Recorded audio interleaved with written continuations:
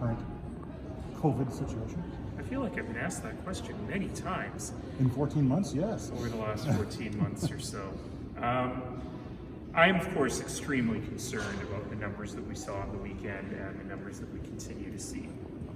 This is bad. It's not bad, it's very bad. As a jurisdiction, the city of Calgary has some of the worst COVID numbers, infection rates in the world. And so we really need to take stock now, very quickly, and say, what else can we be doing? It's not really a time right now for nuance. It really is a time for getting this curve flattened. The first part of that, though, is that individual citizens need to be taking big precautions. So as I've been saying for a week or so, don't wait for Premier Kenney to tell you what to do. It is actually time to go back to the mindset and the activities that we were undertaking last spring. That means stay home as much as you can. You should be working from home. It means limiting your contact with people outside of your household as much as you can. It means restricting your shopping to truly essential items, keeping those trips short and having few of them. And it means doing all the good things that we have been doing, wearing a mask, washing your hands, keeping your physical distance, and staying home sick. And, I don't know if the provincial government is going to announce anything further, but right now, it's not really about what the provincial government does or does not do. It's about keeping ourselves safe. And as I said last week, if your house is on fire, you want to get out your kids, get out your dog, and get the photo albums and get out. You don't want to stand around debating who is responsible for the bad firing. And we're in a fire right now. We are absolutely in an emergency. There's a lot of blame around enforcement right now with big gatherings across the province right now. It's the province's fault, the municipality's fault, the AHS's fault. When you look at it from Calgary's point of view in regards to this, we've seen it back and forth. The Premier says enforcement was going to step up last week. We're still seeing people on patios that dining with people not in their household, close contacts, things like that. Where does it fall now? 14 months into this, police maybe aren't potentially stepping up when they should be, and we're seeing conviction rates around 12% when they do go to court. I mean, look, this is maddening. It's incredibly frustrating, and I'm really calling upon the court system and the Crown to take this seriously.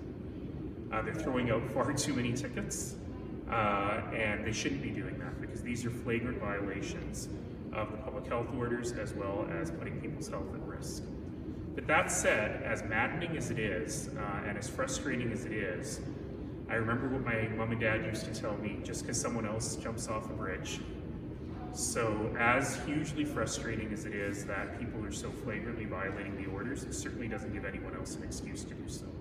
Do you blame police that they're not maybe convicted or issuing these tickets at a rate when they know once they get reported to it, they're just going to get thrown out anyways? Well, I've certainly heard from the police chief and others that they too are stepping up their enforcement activities. I'm happy to hear that. It's been way too long before we get there, but at the same time, you can imagine if you're an officer and you know this ticket's going to get thrown out, then you certainly don't have much of an incentive to issue it. And so I really am calling upon the court system to take all of this seriously as well. Art Pelosi said on the weekend he's been issued 28 tickets. What does that say to him? Well, it also says to me that there needs to be more than just tickets. That these real flagrant violators, Pastor Coates sat in jail for a month. So what do we have to do to make sure that we're going after these flagrant violators as well? And so when you talk to the province, what do you get? They're working on it. Could the city do Timeline? or an organization like Mr. Pelosi's? Hard for me to say. There are certainly some things, and we'll have some better answers to that today when we have our meeting. Because there are some things around business licenses and so on that might be able to be pulled by the city, but it's important for us to look at all of this now.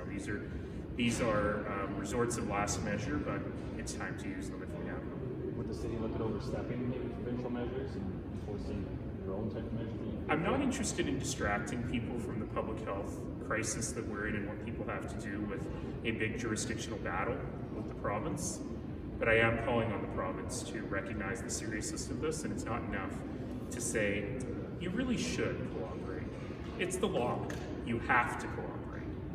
And it's not enough to send out an emergency alert that says, hey, did you know there's a pandemic? We got to go better than that. has been 14 months though, so what maybe messaging changes from the province at this point anyways? Well, I think that what Calgarians and Albertans are looking for from the province is a real exercise of leadership. This is not about politics, it's not about hanging on to your base, it's not about what may or may not happen in an election that is still 2 years away. It's about doing the right thing right now to keep people safe and save lives. Another matter, there's going to be an update on the Green Line. I know it's in camera, but I'm wondering if you can tell us anything about what you're going to be hearing topics, etc. I don't have much news, but I can tell you that we are looking to a clarifying bylaw to just better enunciate the responsibilities of the Green Line Board versus Council. We kind of thought we had done that late last year, but it probably needs to be a bit more clear. It sounds very technical, but it's actually pretty important to make sure that we get that right. Now, I had hoped that today we would also be able to have an update from the province in terms of their thinking on the project. I understand that's very close, but it probably won't be today.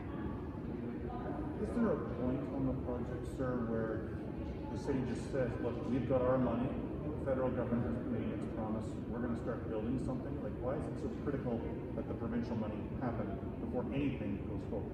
Because of the way the procurement is working, because the last thing you want to do is build something that doesn't connect to anything. And so because it's all one big project, we want to make sure that the early work actually gets people to where they need to go. You don't want to end up in a situation like in Toronto where they built the Shepherd subway and never really extended it, so it really just became a subway to the IKEA and nothing else. And so we want to make sure that we're good to go with something that's going to be really useful for people. Even though the federal government has given indication of future transit funding being available after the projected opening time of the green. That's right. That would take many years to make up for, probably more than a decade to make up for what the province's initial promise is here. So it would be hard to go forward without them. Is there a certain point at which you say, last October, Edmonton got 1.4 billion, you're treating the children differently? Not quite yet. I'm actually pretty confident that we're going to get to something good very quickly. With the COVID numbers in Calgary, sir, any impacts on city operations? We heard more about firefighters on the weekend. Yeah, you heard something about firefighters on the weekend. I don't yet have the details on what happened there. I know that fire response times are unaffected and we were able to cover that off. But this really goes to the argument that I've been making with the province for some weeks now, that we've got to protect critical infrastructure workers, because whether it's fire or police or people who work in the water plants, if you have a huge outbreak and people aren't able to go to work and then you're not able to provide those services, that's a very big problem. And with the kind of volumes of Pfizer-BioNTech we're supposed to be getting in Canada, 2 million every week through the month of May, do you yet see a need for another vaccinations clinic in Calgary? That is the question that I do not have an answer to, but I understand that the lineups at the TELUS Convention Center are getting quite long.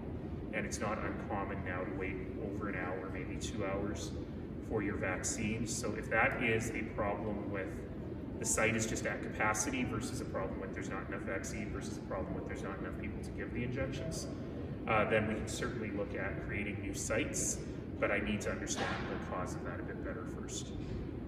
Right? A few weeks ago, they were pretty gung-ho about having a Stampede. That's looking more and more dire. So, is there any updates on the Stampede? No, I have nothing. I will say that, look, the modeling I've seen shows that the next month or two are going to be very, very bad.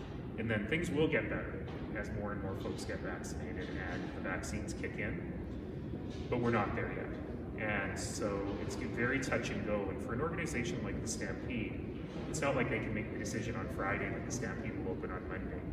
So I really feel for the folks in the Stampede because they're really trying to make a decision based on, at best, imperfect data right now. As a board member, though, how important is it that there be something? Like, for example, I'll just say this is me spitballing, but it's like if they had a rodeo, but there's nobody in the stands, but there's a TV audience, right? We've seen many sporting events go forward. Is the Stampede leaning towards doing something in July, regardless? I think I can say with some confidence there will be something that feels like a Stampede. Even last year, in the height of all of this, we still had drive-up pancake breakfasts and fireworks a few nights of the period. So there'll be something, and it'll be more than last year. I just have no idea what that'll look like now. Okay. Thanks, everybody. Oh, sorry, Adam. So there's the emergency meeting this evening. Right after this council meeting, what do you hope to accomplish at that meeting? Why call it today? Well, a lot of the questions that have been asked today here in this scrum are exactly the questions I want to get some answers to, specifically focused on what is happening with enforcement and what more powers does the city have. I wouldn't also mind testing council's interest in the idea around the curfew that was put out to us by the province. We're not yet at the point where that can be triggered, and I'm not at all convinced it's a good idea, but I'd love to know what others are thinking. All right, thank you.